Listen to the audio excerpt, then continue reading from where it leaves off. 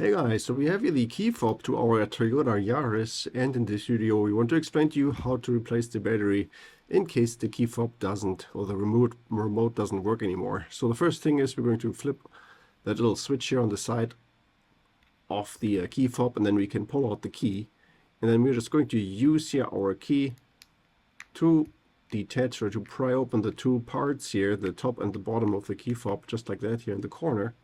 So that is a little bit tricky, but it can be done. So alternatively, you can also just take a look here on the side here. There's this little tiny slot. So if you have a small screwdriver, you can put that in there as well and then pry open the two halves.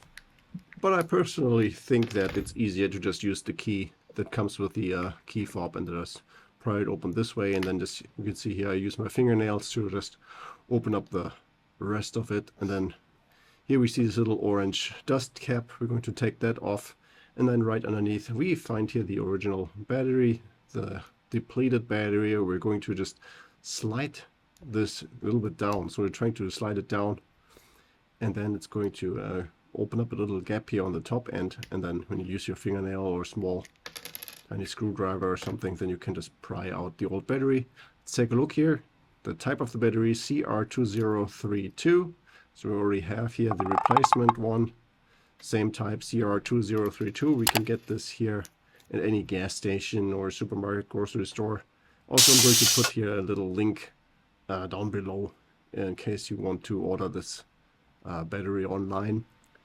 Of course, all we have to do here is slide in the new battery with the writing facing us. Then don't forget to put the dust cap back on, make sure it really seals well, so that there's also no moisture going inside in case the key fob gets wet. And then we're going to align both sides here of the housing from the key fob, and then push them together, make sure there's no gap in between. That's almost in. Last thing is just slide the key back in, make sure it clicks into position and doesn't come back out again. And now we're all done. Yeah, so I hope this video was helpful. If you have any more questions or comments, then please leave a message below.